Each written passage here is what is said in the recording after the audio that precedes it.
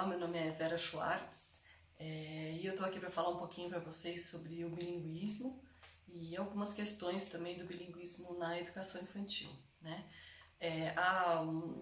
O conceito, né, ou a definição de bilinguismo, na verdade, não é uma definição complexa, né? É apenas a questão de uma pessoa conseguir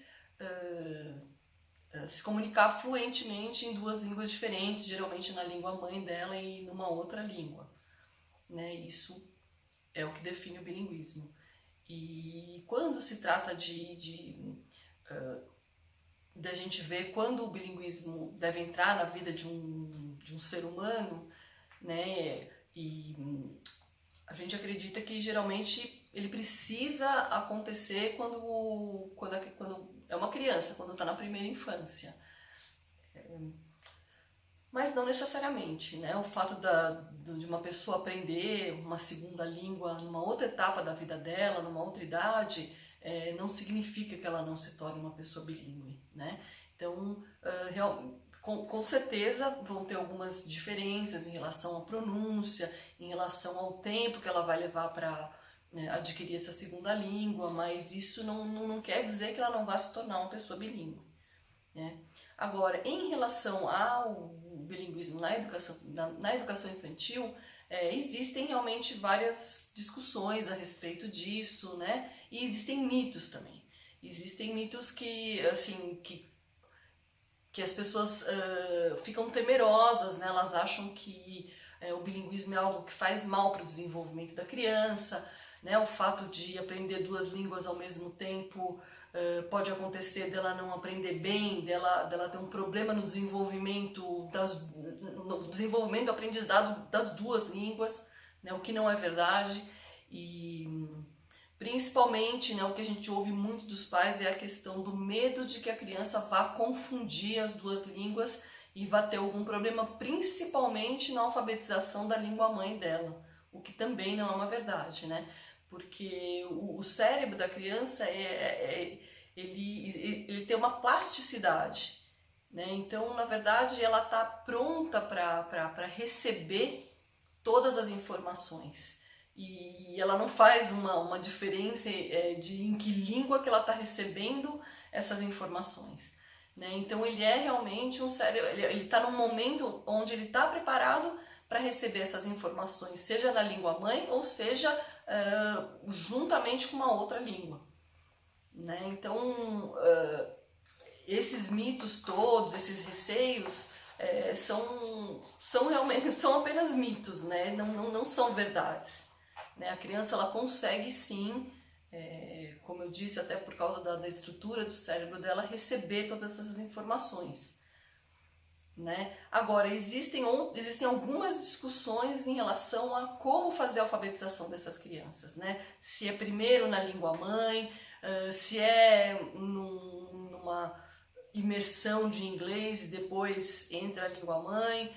Eu já vi escolas que trabalham começam com uma imersão, no meio do caminho elas param de introduzir o inglês e fazem a alfabetização na língua mãe, e aliás elas param de introduzir a segunda língua e introduzem o português, introduzem a língua mãe, alfabetizam na língua mãe para depois voltar a introduzir a outra língua que eles estavam aprendendo, né? E há também aqueles que acham que tem que alfabetizar primeiro na língua mãe para depois introduzir a alfabetização da outra língua. Então, assim, a minha experiência com isso é uma experiência que eu sempre trabalhei com a imersão total na educação infantil. Então, a criança ela aprende, ela fica imersa só nessa segunda língua que ela está aprendendo, que no meu caso era inglês, né, ensinando inglês para essas crianças, e elas aprendem um vasto vocabulário, porque elas ficam a parte da infância dela todas imersas só ouvindo e repetindo as palavras em inglês e aprendendo o vocabulário em inglês e fazendo, né, exercícios, experiências, tudo em inglês, né? E a gente aproveitava para introduzir uma alfabetização fonética e não silábica como é habitual aqui no Brasil. Então, nós introduzíamos os sons das letras num determinado período da criança, numa determinada idade da criança, né? Eles aprendiam quais eram esses sons, quais eram os sons de cada letra, e depois, num outro momento, assim que eles acabavam de conhecer todos os sons, no outro ano eles aprendiam a fazer a junção desses sons, né? Então um som com outro, acaba formando uma palavra. Então eles recebiam tudo isso, no meu caso, como eu disse, em inglês, e aí depois de ter aprendido todo esse mecanismo de junção de sons, o que faz com que eles aprendam a ler, e muitas vezes até naturalmente começam a reproduzir um pouco graficamente aquilo que eles aprenderam. Depois de um tempo, depois de todo esse processo feito, quando chegava no que antigamente era chamado de pré e hoje é chamado de primeiro ano, a gente introduzia a alfabetização na língua mãe, que no nosso caso é o português. E a minha experiência com essas crianças é assim, essa maneira de trabalhar deu super certo. Lógico que, além de aprender o alfabeto silábico, a gente também, na língua mãe, né, no português no caso, a gente introduzia também os sons dessas letras, né? Assim como foi feito na primeira infância com eles, a gente introduzia isso em português, os sons das letras, e introduzia sílabas também, sem problema algum. E nessa experiência o que a gente percebeu ao longo dos anos é que não houve problema nenhum. A criança, uma vez que ela aprendeu esse processo de junção de sons, como ler essa junção de sons e tudo mais, ela consegue transferir isso para o aprendizado da alfabetização no português tranquilamente, né? Porque ela já entendeu como é o mecanismo de ligar um som ao outro e fazer essa leitura das palavras, no caso, né? A única coisa que acontece é que, conforme eu disse, os pais eles se preocupam se as crianças vão se confundir, etc.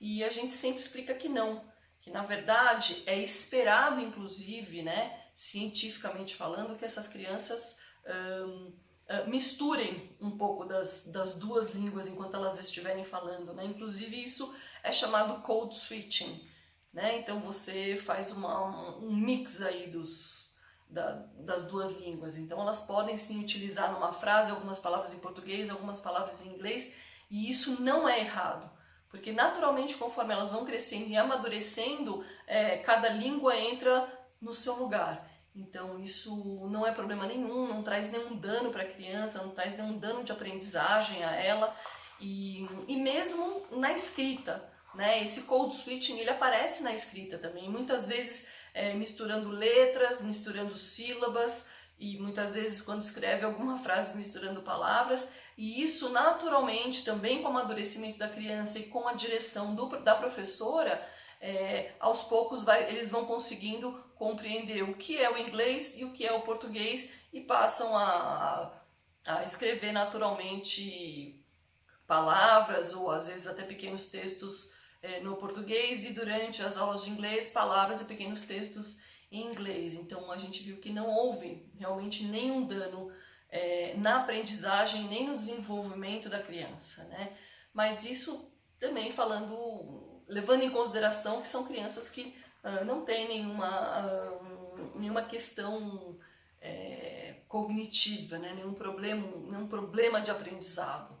Né? Então elas fluem naturalmente, apesar de que muitas vezes algumas crianças com alguns problemas de aprendizado a gente consegue fazer esse trabalho também, só que logicamente o tempo vai ser diferente do que uma criança que não tem nenhuma questão de aprendizado.